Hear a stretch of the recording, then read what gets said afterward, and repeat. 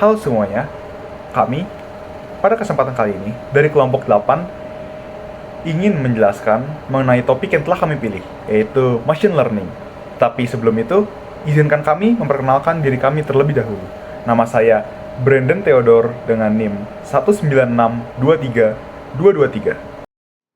Perkenalkan, saya Dias Nugrahani dengan NIM 196236047. Perkenalkan, nama saya Ketra Alicia dengan NIM 196232247.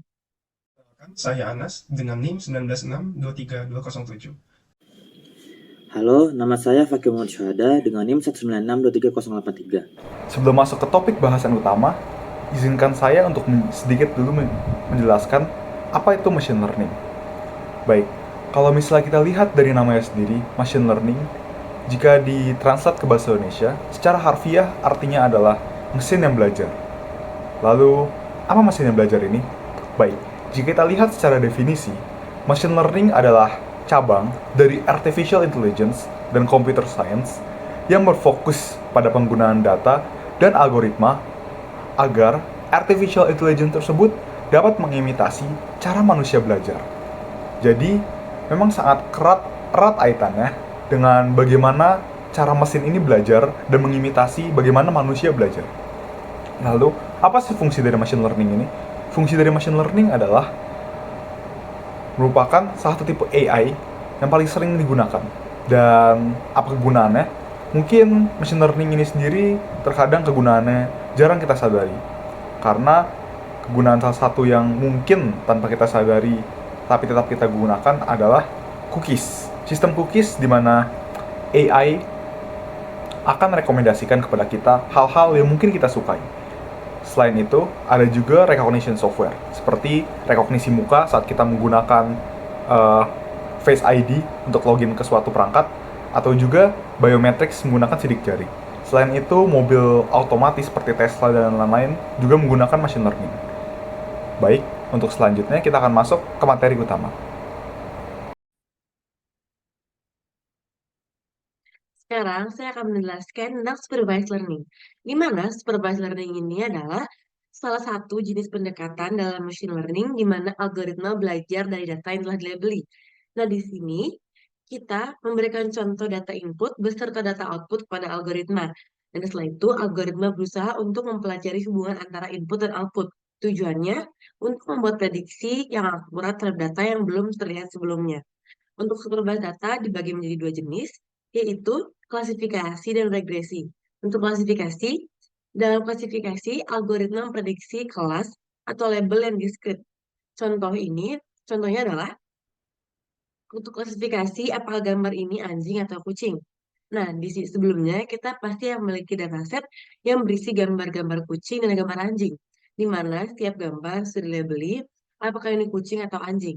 Supervised learning akan pelajari ciri-ciri dari gambar tersebut dan menciptakan model yang membedakan antara kucing dan anjing. Yang kedua yaitu regresi. Dalam regresi, algoritma prediksi nilai yang kontinu. Contoh regresi meliputi memprediksi harga rumah berdasarkan fitur-fitur seperti luas tanah, jumlah kamar, dan lain-lain. Misalnya kita memiliki dataset yang berisi informasi tentang rumah-rumah yang terjual sebelumnya, termasuk luas tanah dan lain-lain. Dan kita membangun model regresi yang dapat memprediksi harga penjumlahan rumah baru berdasarkan fitur-fitur tersebut. Saya akan menjelaskan ensemble learning. Ensemble learning adalah teknik dalam machine learning di mana beberapa model digabungkan untuk meningkatkan kinerja sistem secara keseluruhan. Dengan kata lain, alih-alih mengandalkan satu model untuk membuat prediksi, kita mengatasi beberapa model dan kemudian menggabungkan prediksi mereka dengan cara tertentu. Hal ini dapat menghasilkan prediksi yang lebih akurat dan kuat. Beberapa cara yang digunakan yaitu pertama ada bagging atau bootstrap aggregating. Bagging adalah teknik ensemble learning yang cara kerjanya seperti kita meminta saran dari teman kita, lalu membuat keputusan akhir dari mayoritas suara tanpa ada pembuatan suara. Salah satu variasinya yaitu ada random forest. Selanjutnya ada boosting. Boosting adalah teknik ensemble learning yang cara kerjanya seperti saat kita belajar piano dengan seorang guru. Setiap kita melakukan kesalahan, guru tersebut memberitahu kesalahan kita, dan kita menjadi sedikit lebih baik dari sebelumnya setiap kali kita bermain. Variasi dari boosting sendiri ada boost, gradient boosting machine, XGBoost, like GBM, dan CatBoost. Selanjutnya ada stacking. Stacking adalah teknik assembly learning yang cara kerjanya seperti kita meminta resep makanan dari ibu kita, internet, dan chef, lalu kita menggabungkan beberapa resep tersebut menjadi resep yang sempurna. Variasi dari stacking sendiri ada meta learning stacking, feature stacking, dan blend stacking. Selanjutnya ada blending. Kalau blending sendiri adalah teknik assembly learning yang cara kerjanya seperti kita udah tahu acuan yang kita mau beli apa, lalu kita bertanya kepada teman kita acuan tersebut dan membuat keputusan akhir dengan mempertimbangkan semua masukan secara keseluruhan. Di blending sendiri ada variasinya, ada weighting blending dan soft blending. Selanjutnya ada voting. Voting sendiri adalah teknik assembly learning yang cara kerjanya seperti kita memutuskan untuk menonton film dari pilihan teman-teman kita, tetapi dari suara terbanyak sesuai dari yang sudah ditonton oleh teman-teman kita atau belum. Nah, yang dihitung untuk mayoritas suara hanya yang sudah ditonton oleh teman kita tersebut. Variasi dari voting sendiri ada hard voting dan soft voting. Selanjutnya ada weighted averaging. Nah, kalau weighted averaging itu adalah cara kerjanya sama seperti kita meminta sarannya teman kita, tetapi kita tahu bahwa ada beberapa teman yang preferensinya sarannya itu lebih baik dari teman lainnya. Lalu kita memberi bobot pada suara teman itu. Nah, nanti di akhir baru dirata-ratakan keseluruhan suara untuk mengambil keputusan. Variasi dari weighted averaging sendiri itu ada exponential weighted averaging dan moving window weighted averaging. Nah, itulah beberapa cara di assembly learning dan variasinya. Dengan pemilihan cara yang tepat, kita bisa mencapai hasil yang lebih baik dalam berbagai tugas. Di sini, saya akan menjelaskan mengenai reinforcement learning dalam machine learning. Jadi, pada dasarnya, reinforcement learning menggunakan observasi yang dikumpulkan dari interaksi bersama environment, baik interaksi yang berhasil maupun yang gagal.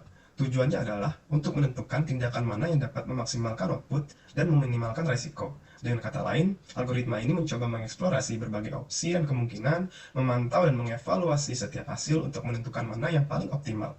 Reinforcement learning mengajarkan percobaan dan kesalahan pada mesin. Ia cenderung belajar dari pengalaman masa lalu dan mulai menyesuaikan pendekatannya dalam menanggapi situasi untuk mencapai hasil yang terbaik. Algoritma ini akan terus belajar secara berulang-ulang.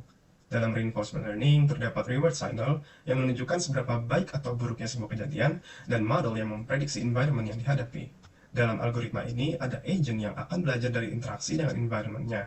Agent mengambil tindakan dalam environment dengan tujuan memaksimalkan reward kumulatifnya, sehingga agent ini belajar dari kesalahannya supaya kemampuan pengambilan keputusannya terus meningkat.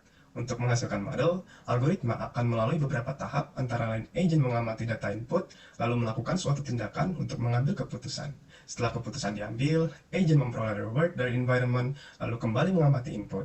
Proses pengambilan keputusan pun kembali dilakukan, namun dengan tambahan penguatan dari environment, sehingga hasil keputusan yang diambil menjadi lebih akurat daripada yang sebelumnya.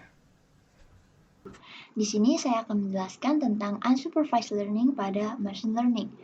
Unsupervised learning merupakan metode pembelajaran dengan menggunakan algoritma machine learning untuk menganalisis dan mengklasifikasikan kumpulan data yang tidak berlabel.